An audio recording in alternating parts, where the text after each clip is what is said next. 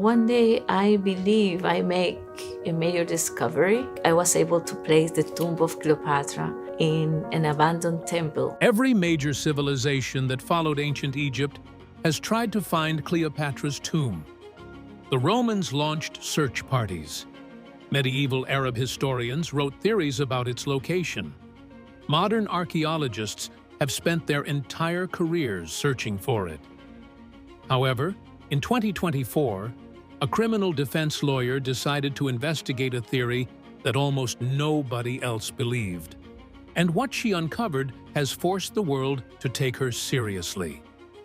A mile-long tunnel carved deep through solid bedrock, a sunken ancient port, and an entire necropolis filled with mummies buried with golden tongues.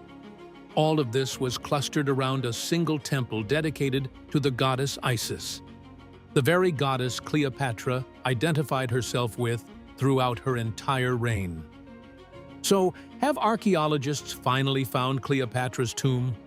This is the story of the search for the final resting place of the most famous pharaoh to ever rule Egypt. Let's get into it. The lawyer's hunch. In 2004, Kathleen Martinez walked into the Egyptian Ministry of Antiquities and asked for permission to dig. She wasn't connected to a university archaeology department. She was a criminal defense lawyer by profession. She specialized in building cases out of evidence other people had overlooked. When she turned that same instinct toward Cleopatra, she started by throwing out the most popular theory. The theories most historians assumed were that Cleopatra was buried somewhere near the royal palace in Alexandria. Close to the heart of the city, she once ruled. The problem is that much of ancient Alexandria has since sunk into the Mediterranean, due to earthquakes and rising water levels over the centuries. If her tomb was there, it was probably gone for good. Martinez didn't buy it. She believed Cleopatra was too intelligent, too strategic, and too proud to leave her body somewhere so exposed. After her lover, Mark Antony's forces, lost to Octavian, the future Roman Emperor Augustus, Cleopatra knew exactly what was coming.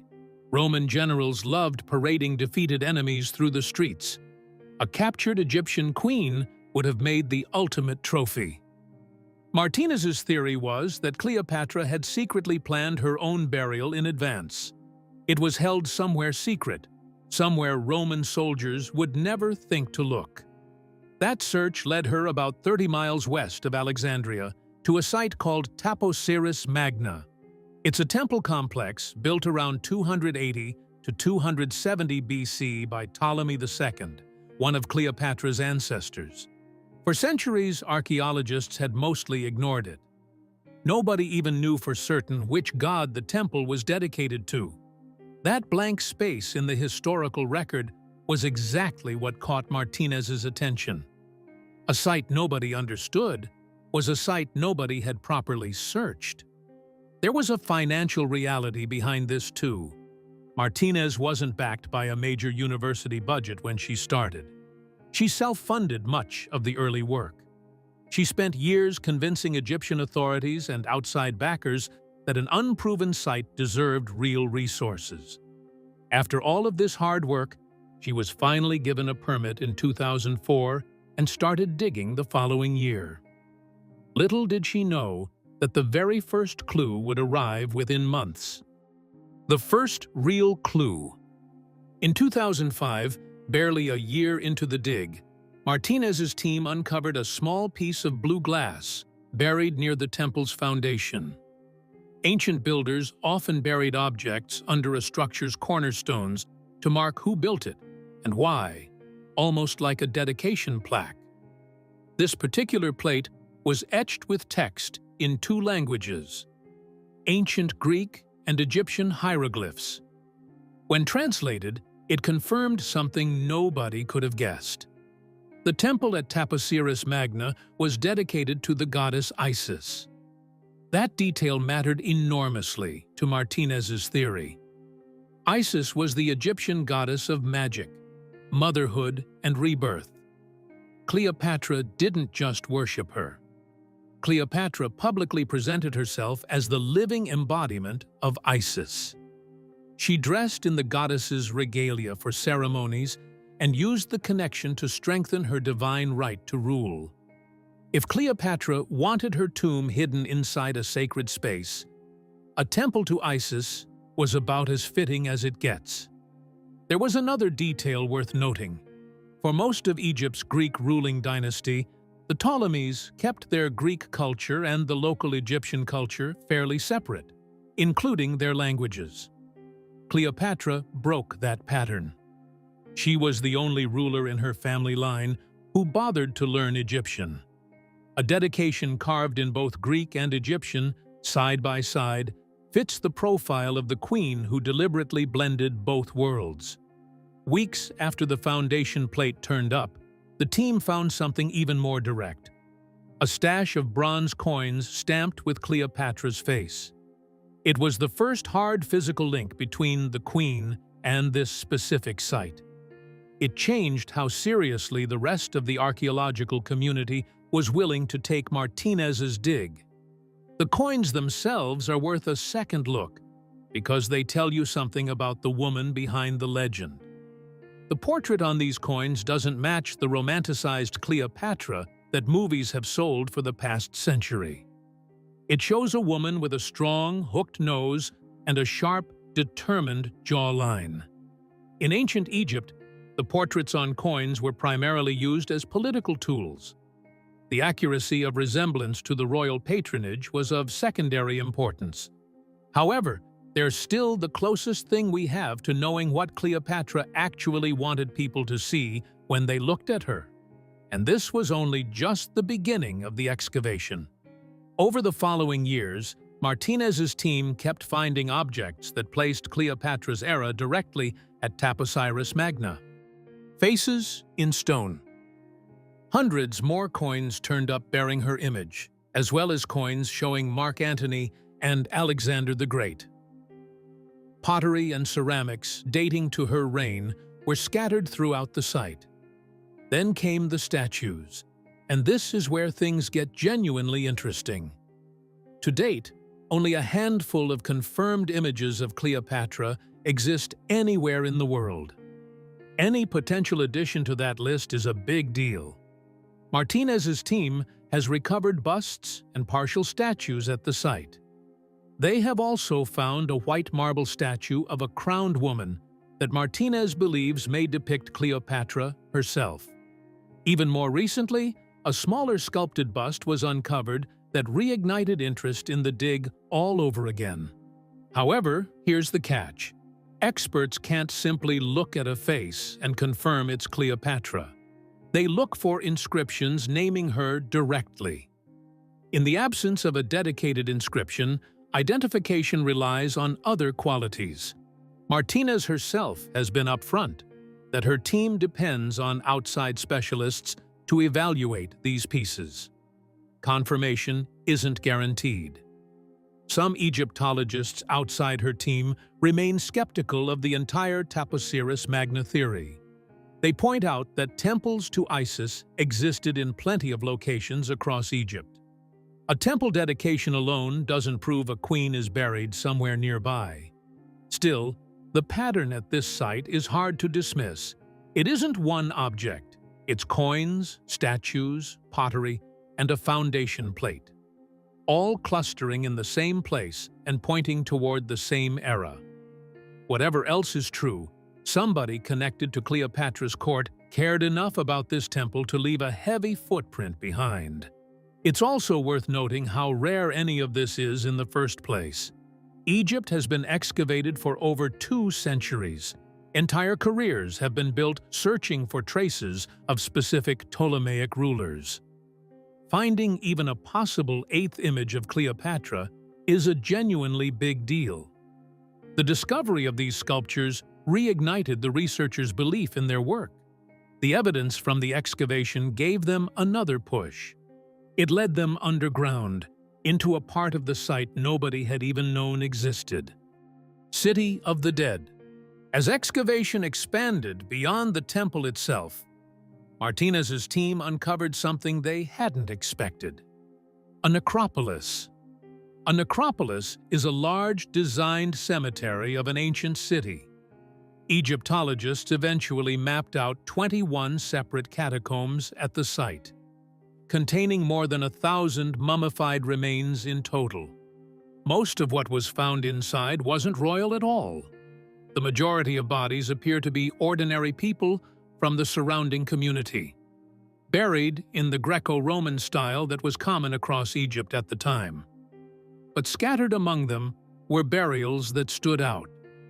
One detail in particular became a genuine talking point among researchers: mummies buried with golden tongues placed inside their mouths. This wasn't decoration. In Egyptian religious belief, the dead needed to be able to speak when they faced judgment in the afterlife, defending themselves before the gods to earn passage into eternal life. A tongue made of gold was a practical, symbolic tool. It guaranteed that the deceased could still communicate in the next world. Finding several of these in one necropolis suggested that whoever was buried here held some degree of status or wealth, even if they weren't royalty themselves. Researchers also noted that a number of the skulls that were recovered showed signs of damage, the kind of damage you'd expect from a site that had been disturbed over the centuries. This is quite common at ancient cemeteries due to tomb robbers, natural shifting of the earth, or later reuse of the burial chambers. None of the catacomb burials have been confirmed as belonging to Cleopatra herself. But the scale of the necropolis told Martinez's team something important. This wasn't a minor, forgotten outpost. It was a significant burial complex that mattered to a lot of people across a long stretch of time.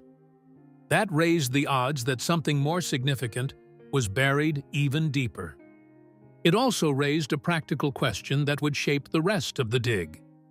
There were over 1,000 ordinary burials packed into the surface levels and shallow catacombs, but someone with the stature of a queen would have a prestigious, ceremonial burial. Where would they be buried in the site if they wanted to hide from Roman search parties? This question sent the team looking somewhere nobody had checked yet, straight down through the bedrock itself. The 2022 find, the discovery that really put Taposiris Magna on the map worldwide, came in 2022. Ground-penetrating radar was used to give an image of the structure beneath the site. It is a method for investigating underground surfaces without digging. When used in Taposiris Magna, it revealed a massive anomaly beneath the temple. What the team eventually uncovered was a tunnel cut from rock. It is roughly 4,300 feet long and carved directly into the bedrock. This isn't a narrow space. It's a deliberately engineered, smoothed, and wide corridor. It is built with so much precision and accuracy that archaeologists compared its craftsmanship to the famous Tunnel of Eupalinos in ancient Greece. The Tunnel of Eupalinos is widely considered one of the great engineering achievements of the classical world. Building something on such a scale wasn't a side project. It required serious resources, skilled labor, and a clear, long-term purpose. The tunnel runs from beneath the temple toward the coastline.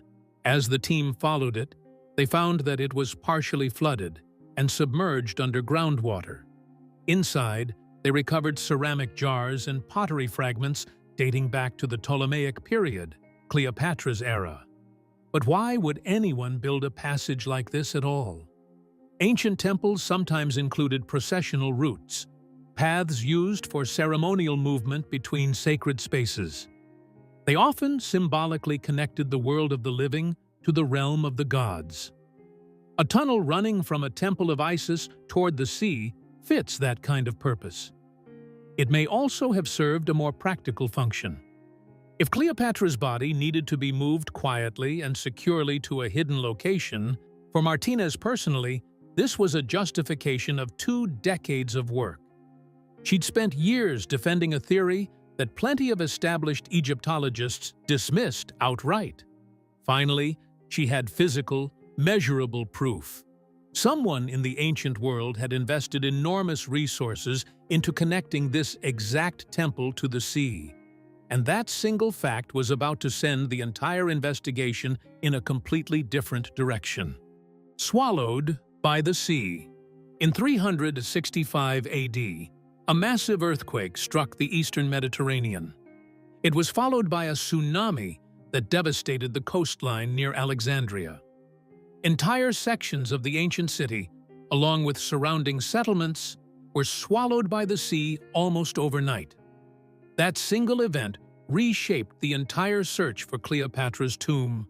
It wasn't destroyed, it simply sank, preserved under layers of sediment and seawater rather than erased entirely.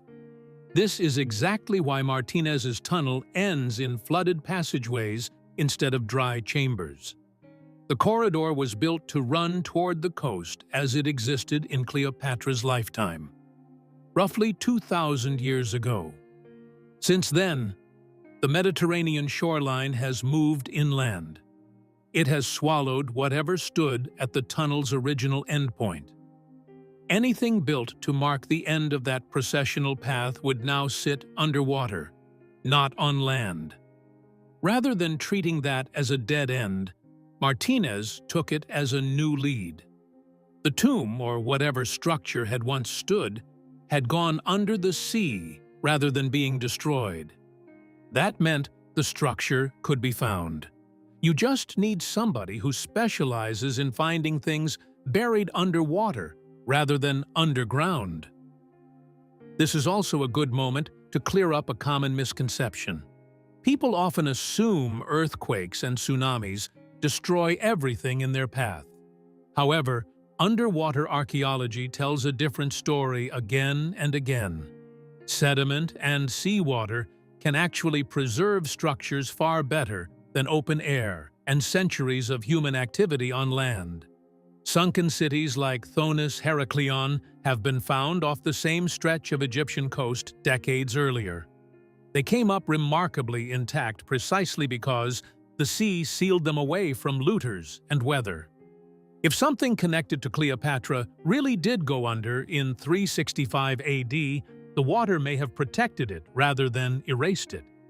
That search would eventually lead to a discovery announced barely months before this video. Ballard joins the hunt. In 2025, Martinez's team partnered with National Geographic and world-famous oceanographer Robert Ballard. The man best known for locating the wreck of the Titanic in 1985.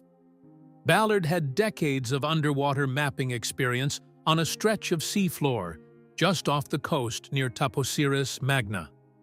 In the same direction, the flooded tunnel had been heading all along.